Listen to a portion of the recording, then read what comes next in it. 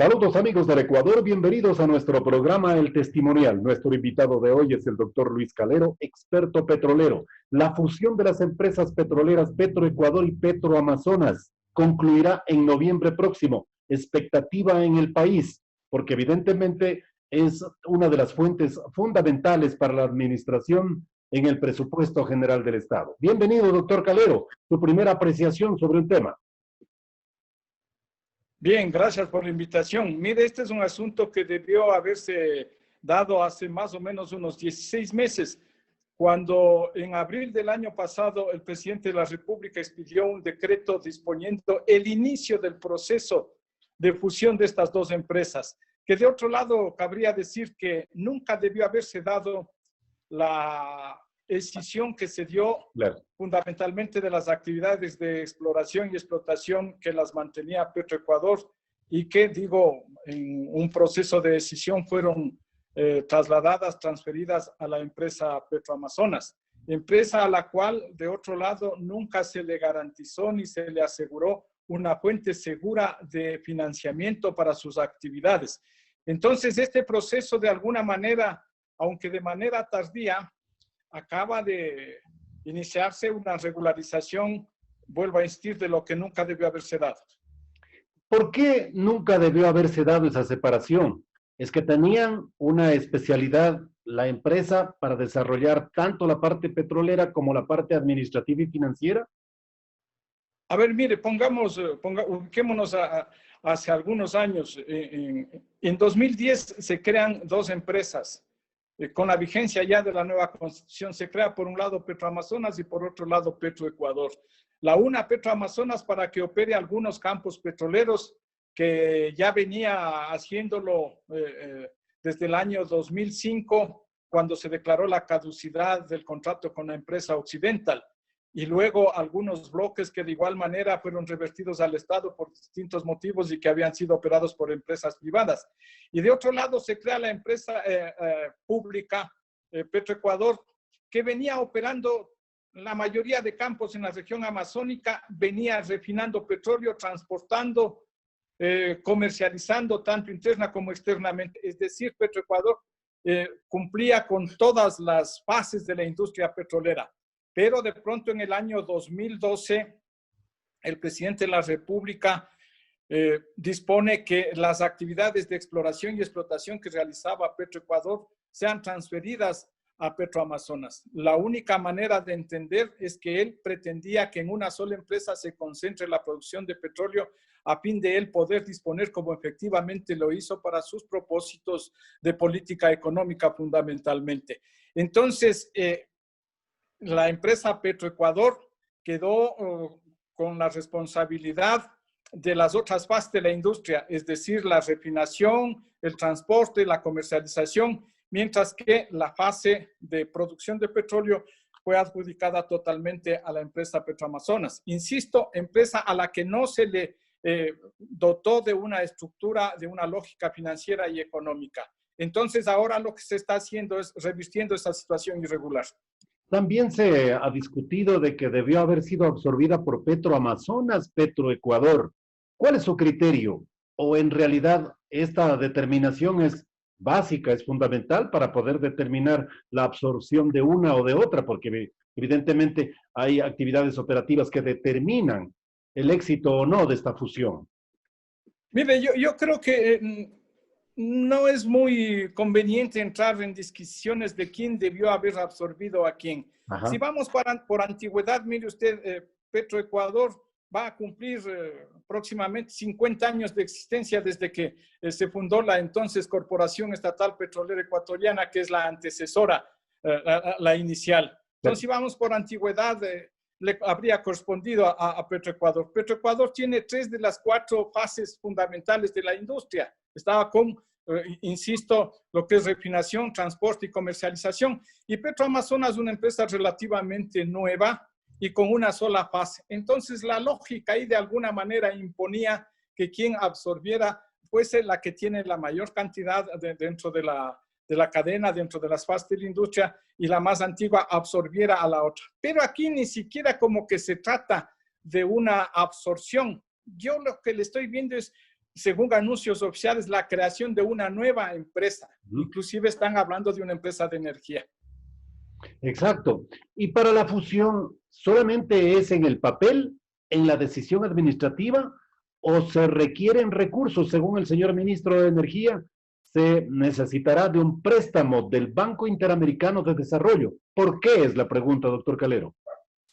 No, a mí me parece que el préstamo del Banco Interamericano de Desarrollo o del Banco Mundial, de uno de los dos multilaterales, fue para iniciar el proceso de fusión para los gastos administrativos de este proceso, lo cual ya comienza a generar algunas inquietudes, algunas dudas respecto del propósito, de la finalidad de la fusión, ¿sí?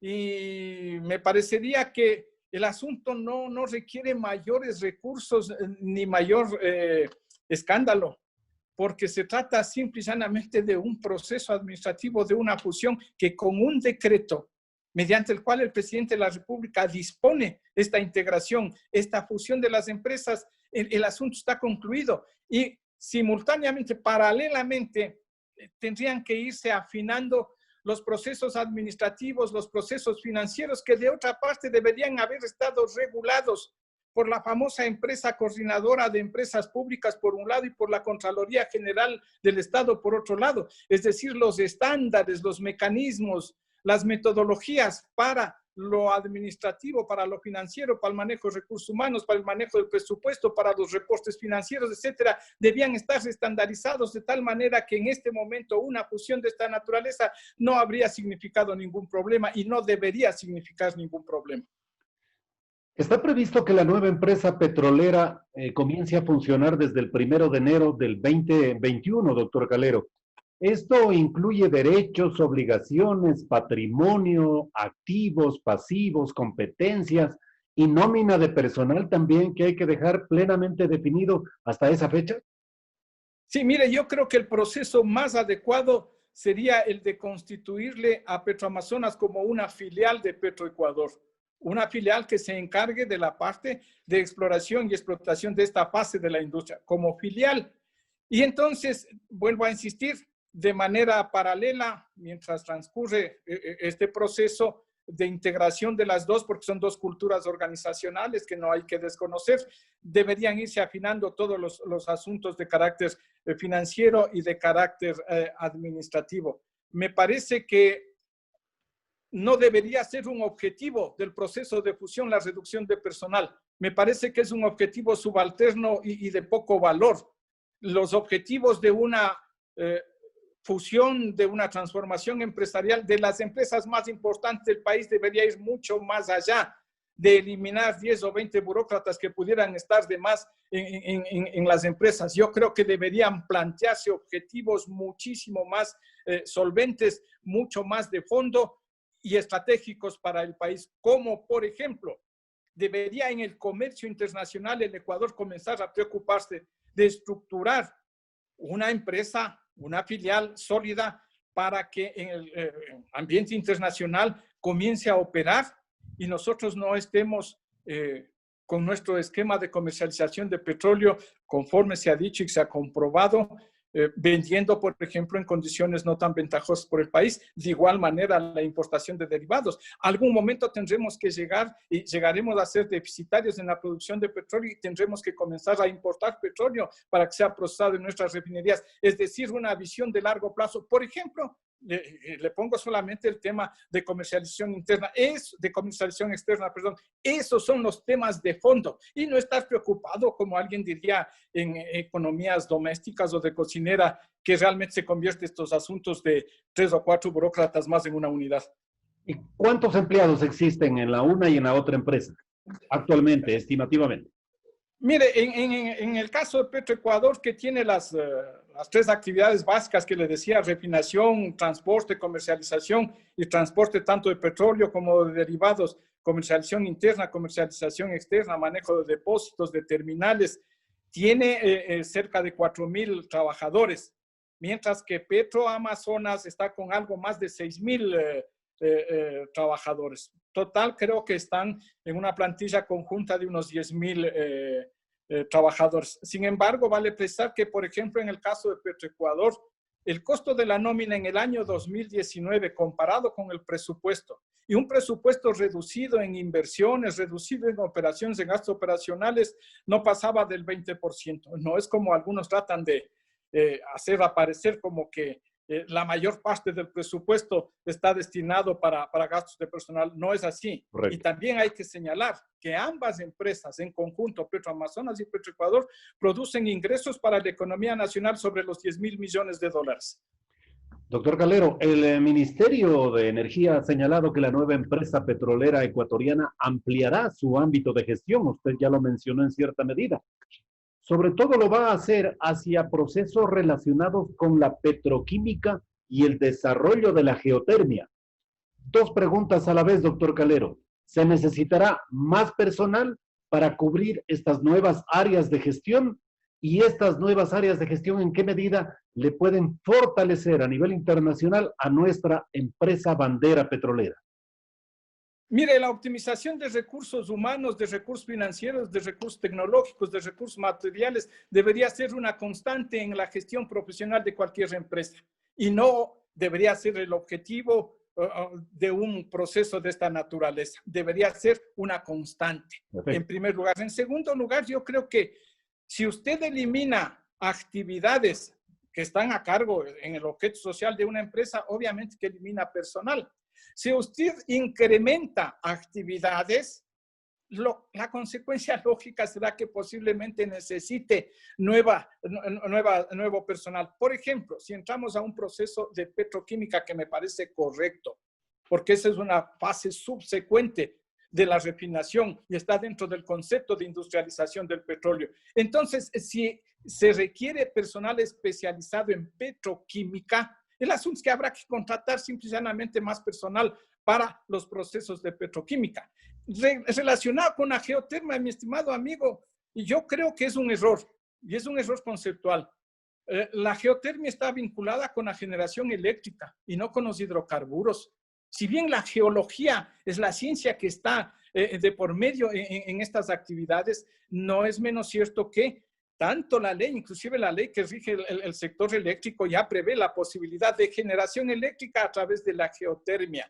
Entonces, pretender que la empresa de hidrocarburos maneje proyectos de geotermia que servirán como fuente para generación eléctrica, me parece desacertado, me parece un error. Lo relacionado con petroquímica es correcto. Dos puntos fundamentales al cierre de este grato diálogo, doctor Calero. Desde el mismo Ministerio de Energía se dice que Petroecuador es una empresa que produce combustibles que no se consumen. Y adicionalmente se argumenta que en la actualidad el 82% del diésel para el mercado de consumo también es importado. Entonces, no tiene sentido generar un cambio, una fusión, si no corregimos este tipo de problemas, que en realidad, le pregunto a usted, ¿existen? Claro, mire, es incorrecta la apreciación de algún funcionario que haya dado esos datos. El asunto simple y llano es que el Ecuador tiene una capacidad de refinación instalada de 175,000 barriles diarios. Y nosotros importamos, para el consumo nacional, importamos aproximadamente el 60%, el 55% y producimos el 45%, ¿no es cierto?, para satisfacer la demanda. Lo que hay que hacer entonces es ampliar la capacidad de refinación en el país de 175,000, ir a 200,000, a 250,000 barriles diarios, cuando menos. Entonces, con eso estaríamos evitando la importación por un lado y por otro lado, habría que ir al mejoramiento de la calidad de los combustibles que producimos. Y para mejorar la calidad de los combustibles hay dos vías. La una es mejorar la dieta, mejorar el tipo de petróleo con que estamos alimentando fundamentalmente a la refinería de Esmeraldas. No darle una mezcla de 23 o 24 grados, sino darle el petróleo para el que estuvo inicialmente diseñada la refinería, que son entre 27 y 28 grados API. Esa es la una forma. Y la otra forma, obviamente, es la de instalar un tren de alta conversión, de tal manera que los derivados pesados, estos residuos, puedan ser convertidos en combustibles de alta calidad. Para la petroquímica o la geotermia se necesitará una nueva refinería, nuevas inversiones, nuevas instalaciones técnicas. Doctor Calero. Totalmente, claro, por supuesto. Se necesitan fuertes inversiones de carácter económico y ahí es cuando yo veo un nicho para los sectores privados que bajo un contrato de servicios, manteniendo la propiedad del Estado ecuatoriano de uno de sus activos fundamentales, como por ejemplo la refinería de Esmeraldas, pudiera hacer un contrato de servicios para que una empresa venga a invertir, ¿no es cierto?, en este nuevo proceso para obtener subproductos del petróleo. Ahí entonces yo veo que con el pago de una tarifa para que recupere el inversionista su inversión y una utilidad razonable, pudiera darse un salto cualitativo en esos términos. Muchas gracias, doctor Calero, por su participación en nuestro programa. Un gusto conversar con usted. El doctor Luis Calero, experto petrolero, aquí en El Testimonial.